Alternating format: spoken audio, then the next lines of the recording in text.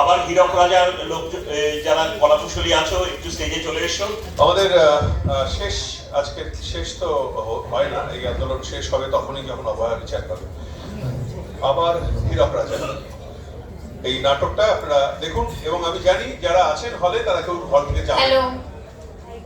Hello, আলোটাকে দিয়ে দেবেন না, রোটারি সদন কর্তৃপক্ষ। হ্যালো, এটার গেমটা একটু দিলাম। হ্যালো হ্যালো, রোটারি সদন কর্তৃপক্ষকে অনুরোধ, নাটকটা 10 মিনিট আর 15 মিনিটের নাটক, দয়া করে লাইন নেভাবেন না। ধন্যবাদ। খুব তাড়াতাড়ি করতে হবে, বেশি কিছু বলার নেই, আমরা একই পরিবার। নাটকটার নাম আবার হীরক রাজা, অবলম্বন শ্রদ্ধেয় শ্রী সত্যজিৎ রায়। ঠিক আছে, হীরক রাজার দেশের সভাঘরের দৃশ্য, যেখানে রাজা আছেন এবং তার সভাসদরা আছে। এই ক্ষেত্রে রাজার সঙ্গে দেখা করতে এসেছেন দুজন দর্শনার্থী, যাদের দুজনই মহিলা, একজন শিক্ষিকা এবং একজন ডাক্তার। শুরু করছি। আরেকটা জিনিস বলা উচিত, সেটা হচ্ছে পুরো ব্যাপারটাই কাল্পনিক, সুতরাং any kind of resemblance in with মানে অ্যাকচুয়ালসটা নিতান্তই কাকতালীয়। সো শুরু করছি নাটক আবার হীরক রাজা।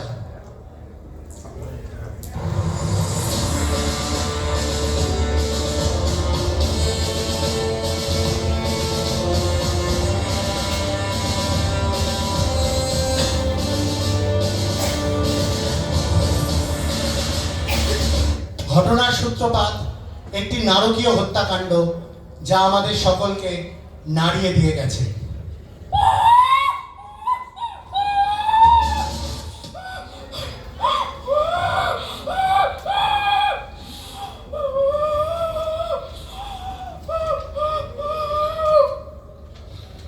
জয় মহারাজের জয়, জয় মহারাজের জয়, জয় মহারাজের জয়।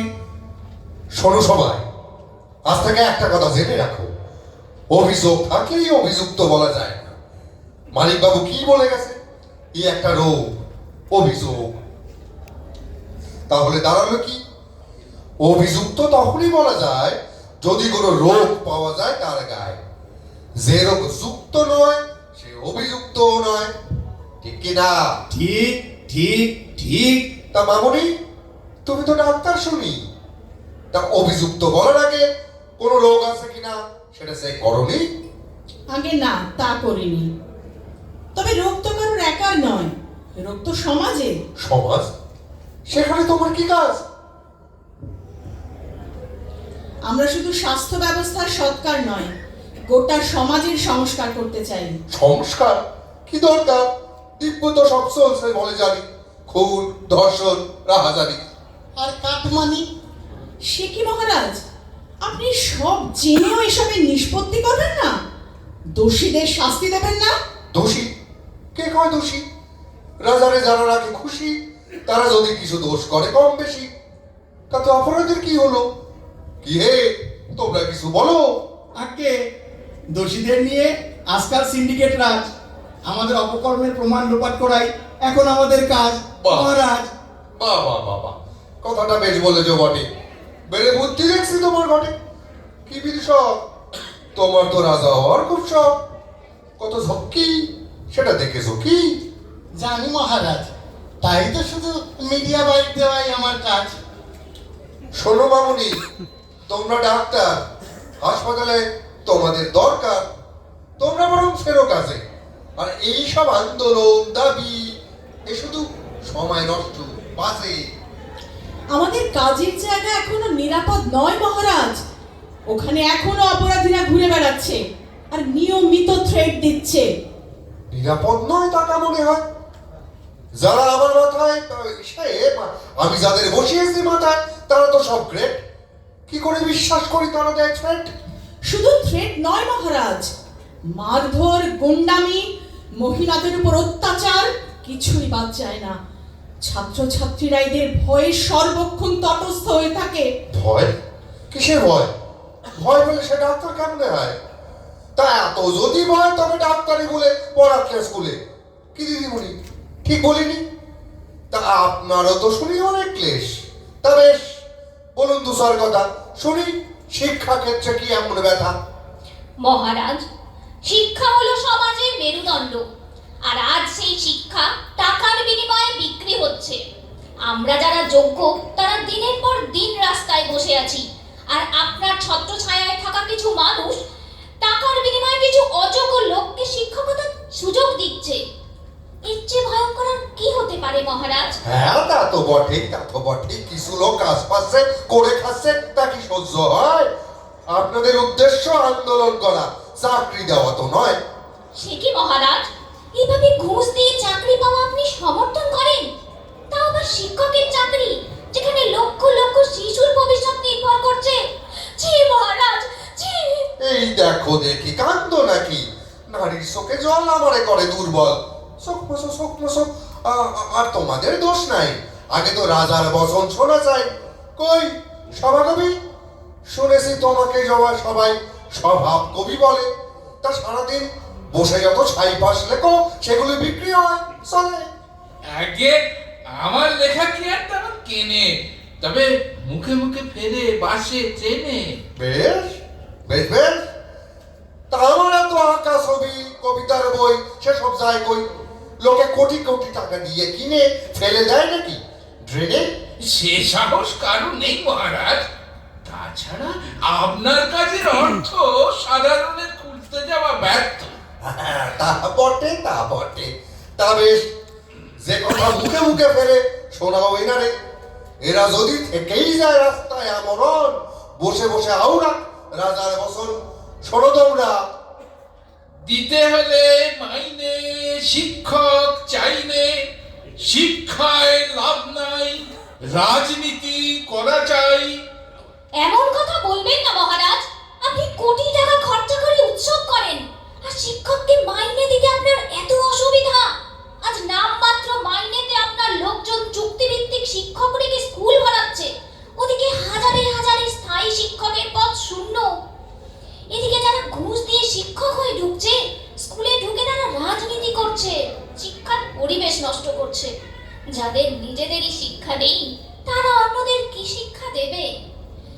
ভয়ের রাজনীতি সমাজের পক্ষে ক্ষতিকারক মহারাজ। আমার সমাজ বলি, সেটা দেখার জন্য একজন আছে, আমি মহারাজ। আর আপনার যদি এতই চিন্তা, তবে থাকুন বসে বসে বসে কাটার দিনটা। দিদিমণি তো ঠিকই বলেছেন মহারাজ। আজ স্কুল, কলেজ, হাসপাতাল, পুলিশ, প্রশাসন সর্বত্র অযোগ্য লোকে ভরে গেছে। এরা পায়ের উপর পা তুলে শুধু রাজনীতি করছে আর সকলের উপর ছড়ি ঘোরাচ্ছে।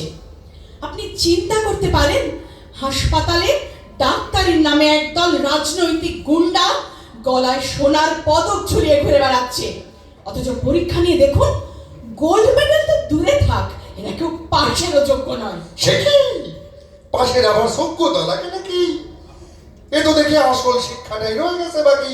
সভাকবি শোনাও বছর। ফেলা করি মাখো তেল, দিলে পাস নয় ফেল। ফেলো করি মাখোতে, দিলে পাস নয় ফেল। বা আসনি, শোনো মামুনি। যে যত দেবে করি, তার ডিগ্রি তত ভারী। যে যত দেবে করি, তার ডিগ্রি তত ভারী। এ কেমন কথা মহারাজ? আমরা এখানে পড়াশোনা করে নিজেদের যোগ্যতায় ডাক্তার হতে এসেছি, পয়সা দিয়ে ডিগ্রি কিনতে আসিনি।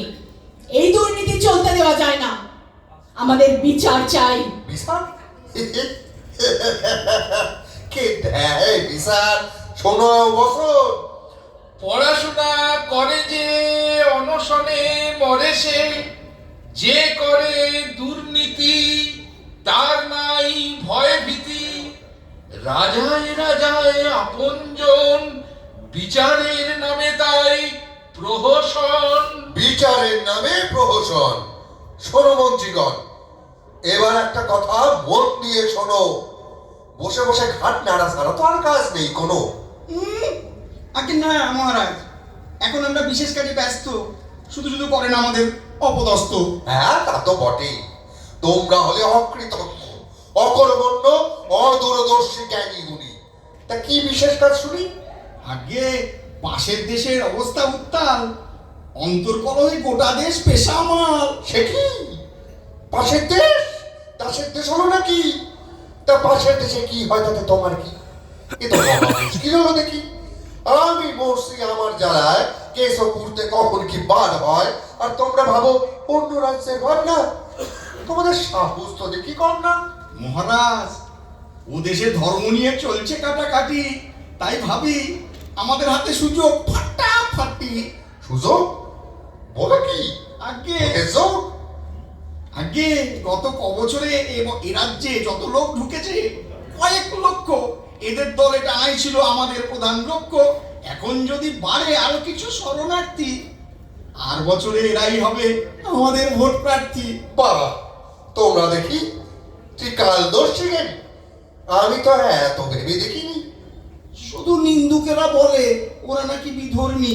বুঝুন কথা, ওরা আমাদের ভাই বোন, দলের কর্মী। খাসা চমৎকার, তোমাদের কুটবুদ্ধির জুড়ি মেলা ভার। তবে এই রাজ্যে কিছু মানুষ ক্ষিপ্ত, তাই দিকে দিকে বিক্ষিপ্ত। ক্ষোভ কেন? কিসের তো ক্ষোভ? কন্যা বন্যা ভরিয়ে দিয়ে ভাতায়, তারপরও এরা আর কি চায়? এর লোক বাড়লে স্থান হবে অকুলান, আর সেই সঙ্গে কাজের অভাবে এদের পেটে থাকবে টান। বেঈমান বেঈমান থাকুক পড়ে বিক্ষোভ নিয়ে, রাজ্যের বয়ে গেছে গিয়ে। ভেবে দেখো, এদের নিয়ে ভাবার আর সময় নেই হাতে। হাত ধুয়ে লেগে পড়ো নতুন লোক সামলাতে। যারা ঢুকেছে বোন ভাই সবারই ভোটার কার্ড দেওয়া চাই। আর হ্যাঁ, এই মামুনি যাদের বলে অভিযুক্ত তারা এখন জেলে। তারা আমার পোষ্যপুত্র, আমার ছেলে। সত্তর ওদের বার করা চাই, নইলে কি বলতে কি বলে দেবে চাই তার ঠিক নাই। আমি বলি ঘরের ছেলে ঘরে ফিরে আসো। তোমরা বরং এদের ধরো আর পোড়ো কারাগারে। মহারাজ, এ অন্যায় মহারাজ। আপনি অন্যায়কে প্রশ্রয় দিচ্ছেন, অপরাধীদের শক্তি যোগাচ্ছেন। এরা কলেজে, কর্মক্ষেত্রে, হাসপাতালে সর্বত্র মানুষকে ভয় দেখাচ্ছে, হুমকি দিচ্ছে, দিনের পর দিন লোক ঠকাচ্ছে, মানুষের জমি বাড়ি টাকা আত্মসাৎ করছে, শিশু পাচার, নারী পাচার, লুট, ধর্ষণ কি না করছে। এরা একরত্তি শিশুদেরও রেয়াত করে না মহারাজ। এরাই হাসপাতালে জাল ওষুধের কারবার চালায়, এমনকি মৃতদেহ নিয়ে পর্যন্ত জঘন্য ব্যবসা করে। আমাদের বোনের প্রতিবাদ করেছিল। আপনারা তাকে কদর্যভাবে হত্যা করেছেন। আমার বোনের মৃত্যু শুধু একটা প্রাতিষ্ঠানিক হত্যাই নয়, আমার বোনের মৃত্যু একটা সুপরিকল্পিত, সংগঠিত রাজনৈতিক হত্যা। থামাও ওকে। আমার মুখ বন্ধ করলেই মানুষের আওয়াজ থামবে না মহারাজ। আজ দিকে দিকে তিলোত্তমারা জেগে উঠেছে, মানুষ মশাল হাতে এগিয়ে আসছে, তাদের চিৎকার দিকে দিকে ছড়িয়ে পড়েছে। ওই শুনুন মহারাজ, শুনুন মানুষ কি বলছে, ওই শুনুন। ধিক ধিক ধিক্কার মানুষের চিৎকার, রাজা তোর ঘরে চুরি, ভণ্ডামি ভুলি ভুলি, আজ পড়ে গেছে ধরা, তাই গায়ে কড়া নাড়া। ললিপপ ভাতা নয়, আর শুধু কথা নয়, তোরে উদ্বৃত্ত রাজ শেষ দেখে যাব আজ। রাখ তোর দয়া দান, সবার আগে সম্মান, মা বোনের ইজ্জত, শিশুর ভবিষ্যৎ, দেবতা নষ্ট হতে, তাই আজ রাজপথে মানুষের চিৎকার, ধিক ধিক ধিক্কার, মানুষের চিৎকার, ধিক ধিক ধিক্কার, মানুষের চিৎকার, ধিক ধিক ধিক্কার। একটু সবাই মনে করেছি। আমার সঙ্গে আছেন বাপি ঘোষ, অনির্বাণ চৌধুরী, প্রভা মুখার্জি, কৌশিক মুখার্জি, কাজল দত্ত এবং আমি সমন্বয় সেন। সেই রঙ্গমের প্রত্যেককে আমাদের পক্ষ থেকে কৃতজ্ঞতা জানাচ্ছি। এবং আজকে আমাদের ভোট অফ থ্যাঙ্কস আপনারা সকলে নিজেদের দেবেন।